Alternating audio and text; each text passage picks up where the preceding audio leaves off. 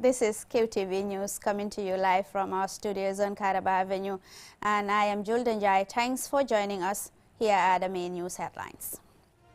Sunday, the 5th of March, is International Children's Day of Broadcasting, and children will be given a voice to present programs on QTV tomorrow. And World Radio Day was commemorated by UNESCO Gambia on Wednesday to raise public awareness of the importance of radio and to encourage decision makers to use it to provide access to information. And 60 Gambia Armed Forces personnel have graduated after a month-long battalion instructors training course. The young people in the media organization on Saturday organized communication skills training for adolescents.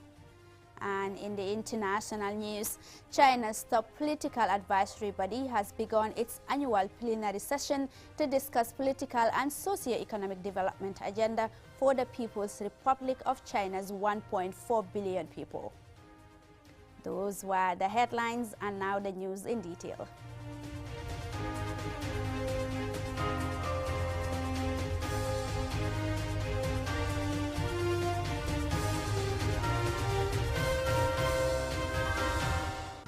If you are just tuning in, this is QTV News with me, Julden Jai. Tomorrow, the 5th of March, is International Children's Day of Broadcasting. In commemoration of the day, children will be given a voice to present programs on QTV on Sunday. Jennifer Sonko has the details. The International Children's Day of Broadcasting was launched by UNICEF in 1991 to encourage broadcasters worldwide to create awareness of children's issues.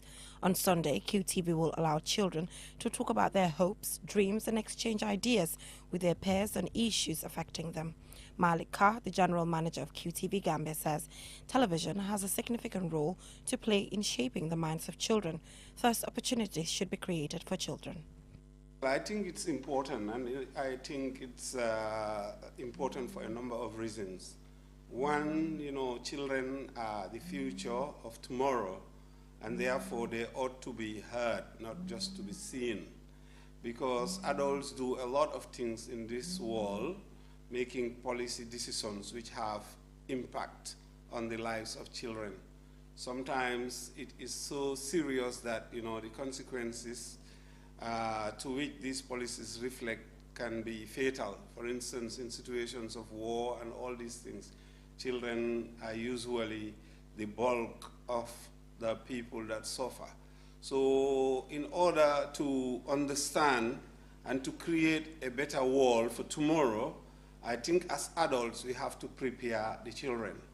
Khadija Tujame and Mohamed S. Drame will host the famous and educative youth dialogue program on QTV. They describe this opportunity as a dream come true. I feel very happy because it's my dream to be a journalist, and then seeing myself in this is like a dream come true, because if I want to be a journalist in the future and then I am given this opportunity to give out my talent and then sow out what I want to be in the future, like it's very, very great, and I am really happy and excited. And I feel great, like every child does. And like the day is an important day, like participating in the National Children's Day of Broadcasting, particularly in QTV.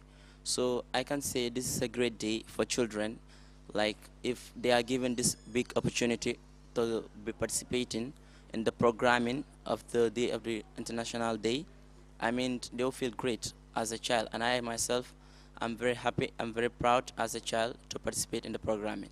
When children are given the opportunity to speak on issues that affect them, it gives stakeholders an opportunity to identify areas for improvement and action. International Children's Day of Broadcasting is a perfect opportunity to achieve this. Sehu A.B. Barry will be one of the 8 p.m. news anchors tomorrow.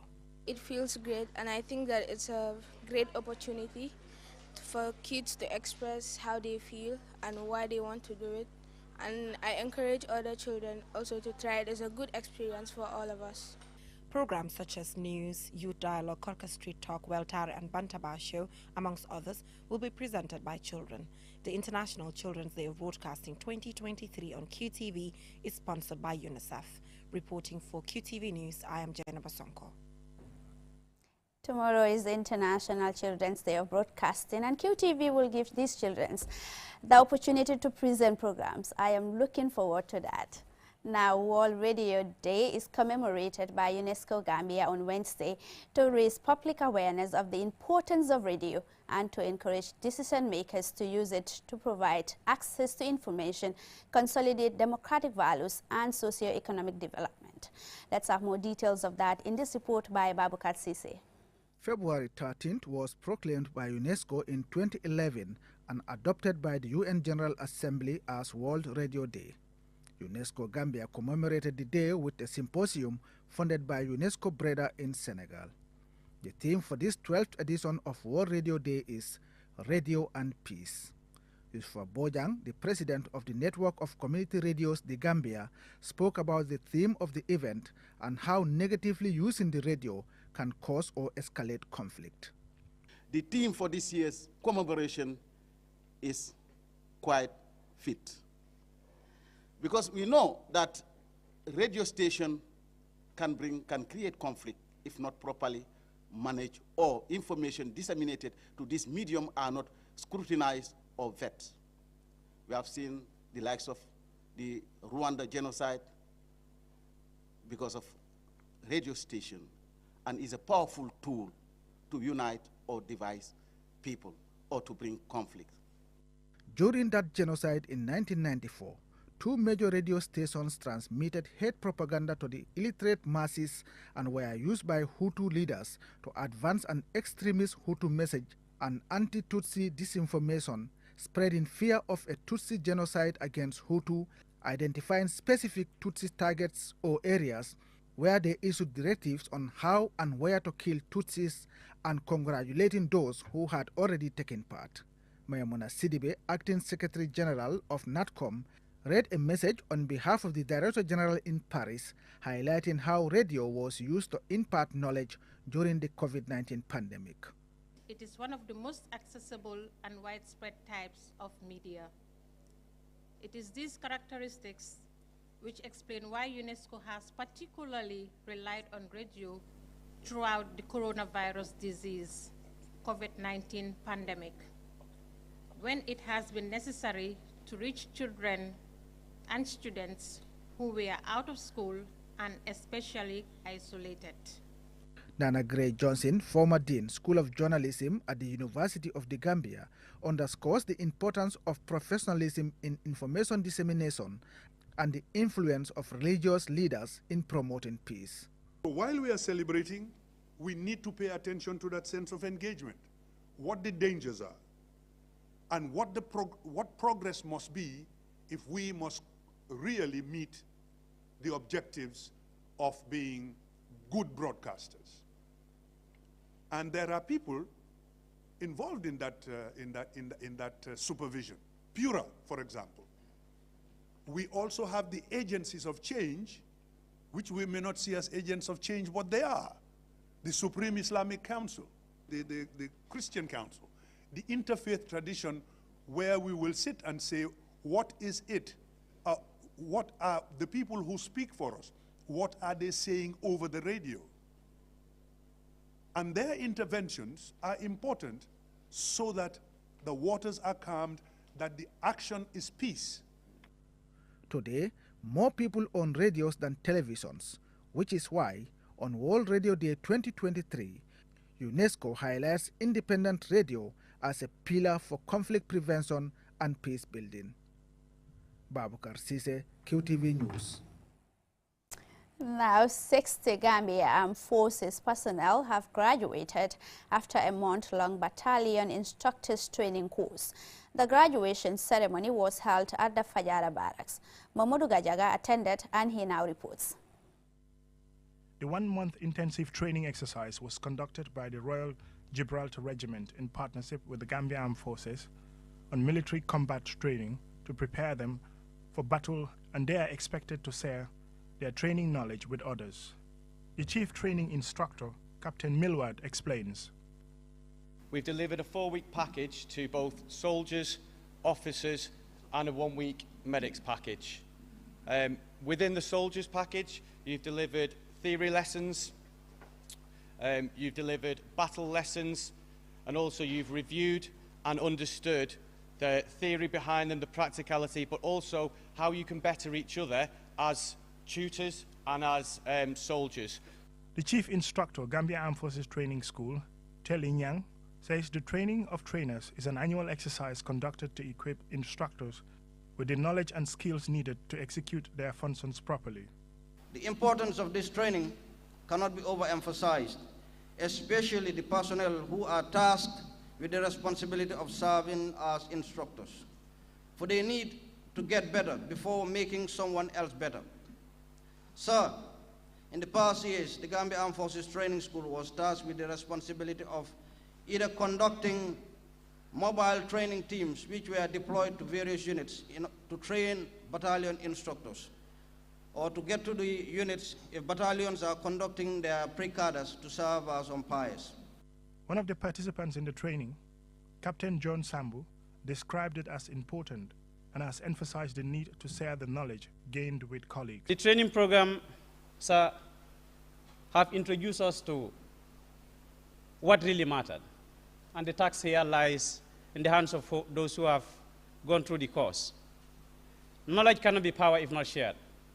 The British High Commissioner to the Gambia, David Belgrove, says this military training conducted by the Royal Gibraltar Regiment and the Gambia Armed Forces will further strengthen the already strong ties between the Gambia and the UK. We have a very long military relationship which goes back over 100 years, learning from each other. But I'm always impressed by the camaraderie that has developed between our soldiers. Brigadier General Turo Jaune, Commandant of the Gambian National Republican Guards, deputizing for the CDS, says the training will help develop Gambia Armed Forces to attain its goal of becoming an elite and professional army. The graduates, please accept my congratulations and best wishes on behalf of the officers, men and women of the Gambia Armed Forces. Remember, to whom much is given, much is expected. You are therefore requested to share the experience and knowledge and gain during this course with your comrades in your units who are not opportune to take part. Some of the outstanding graduates from the 4 weeks course were awarded certificates. Gifts were also exchanged between the instructors and the participants as a show of appreciation for the training. Mamudu Gajaga, QTV News. 60 Gambia Armed Forces personnel have graduated after a month-long battalion instructors training course. Now we will take a short commercial break. When we return, we have some more local as well as international news. So stay tuned.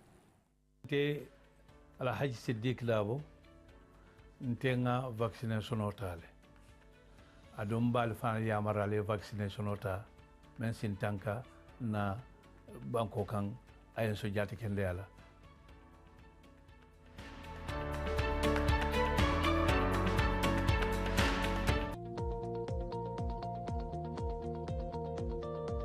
To make sure your company's products and services reach your potential customers, it is essential that you choose the right channel for your marketing purposes.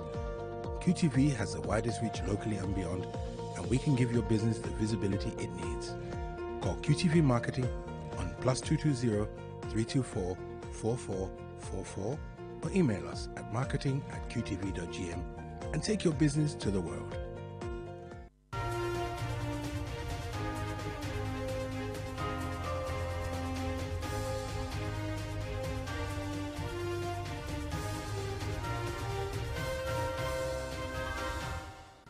Welcome back. If you are just tuning in, this is QTV News with me, Jul Denjai, and now to the rest of our stories. The Young People in the Media organization on Saturday organized communication skills training for adolescents with the theme Effective Communication, a tool for adolescents' empowerment and development. Lena E. Igwenyiba reports. Key among the aims and objective of the Young People in the Media, YPM, are to create a greater understanding of development issues related to children and young people in the media, to give the young the opportunity to express their feelings and aspirations, and raise awareness on how the media influences, shapes, and defines their lives. Fatu Suno, acting coordinator of YPM, says the training will equip these adolescents with communication skills that will enable them to speak on issues that hinder their growth. All of our participants here, most of them are below the age of 18, so they would be used as a tool for the organization to go and advocate for child rights issues. And each of these individual children have they are very interested in child rights issues, so they really have it at heart, and they feel that these are issues that are affecting them and affecting their daily life. Since its inception in 2006, YMP has embarked on several activities such as organizing quiz and debate competitions, capacity building, outreach activities, national child-friendly awards, and commemoration of internationally recognized children's events. Eric Samuel Keta, former president of YPM, reaffirms their commitment to providing environments where children can flourish. I believe every human being wants to be great. In whatever capacity you find yourself in, you want to be great in it. And you want to discover your true self, who you are, what you can do, and what you can give to the society. And that is what we try to do here in YPM.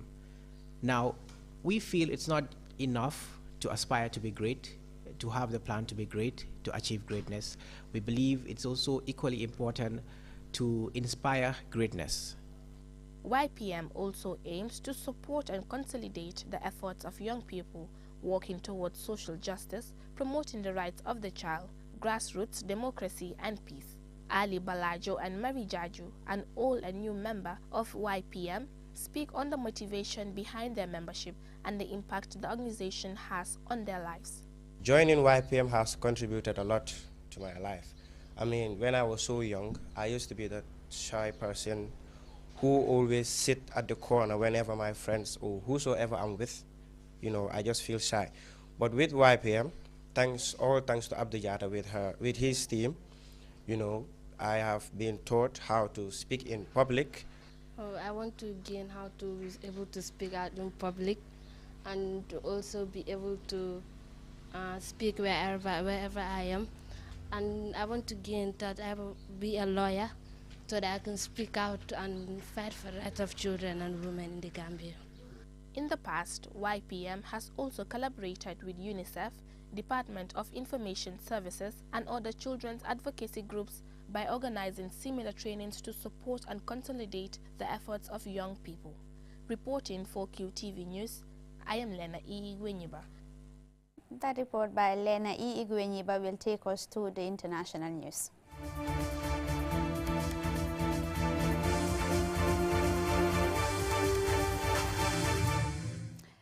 China's two political sessions started this weekend, marking a symbolic democratic process of governance for major political decisions. On Saturday, the country's top political advisory body has begun its annual plenary session to discuss political as well as economic development agenda for the People's Republic of China's 1.4 billion people. Mohamed Lamin Choi is in Beijing, and this is his report. These annual events, the most significant in the political calendar of China, are called the two sessions. It is when the National People's Congress and the National Committee of the Chinese People's Political Consultative Conference hold their annual meetings separately, but at the same time. They are the top legislative and political advisory bodies in China. The two sessions demonstrate China's political system in play, through which the most important state affairs are discussed and addressed. On Saturday, the 14th CPPPCC annual plenary session kicks off in Beijing at the Great Hall of the People. And in attendance for the opening is China's President, Xi Jinping, together with other state officials.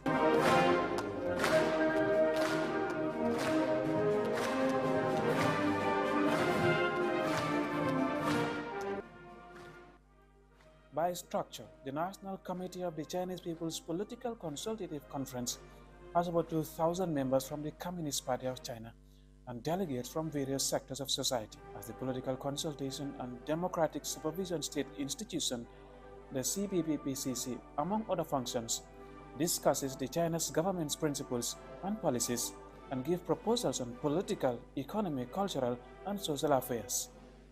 The session lasts for 7.5 days. Wang Yang is the chairman of the CPPPCC. Since the 19th Party Congress, the CPC Central Committee with Comrade Xi Jinping consolidated the strategic situation of the Chinese rejuvenation and world change and seen in the century, and has united and led the whole party, military and people of all ethnic groups to effectively respond to the grave and complicated situation globally as well as many risks and challenges. Ahead of its session on Sunday, the National People's Congress, the top legislative organ of the state in China, organizes a press conference for journalists around the world. The center spokesperson for the first session of the 14th National People's Congress briefs and takes questions from the press, highlighting developments in China's domestic affairs and issues of foreign policy. Wang Chao is the spokesperson of the first session of the 14th National People's Congress. In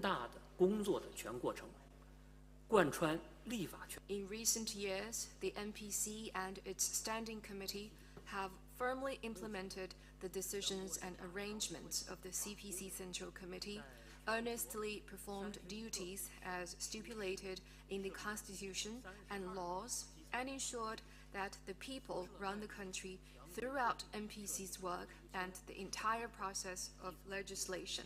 In the NPC session, there are nearly 3,000 deputies representing and speaking for every ethnic group in China.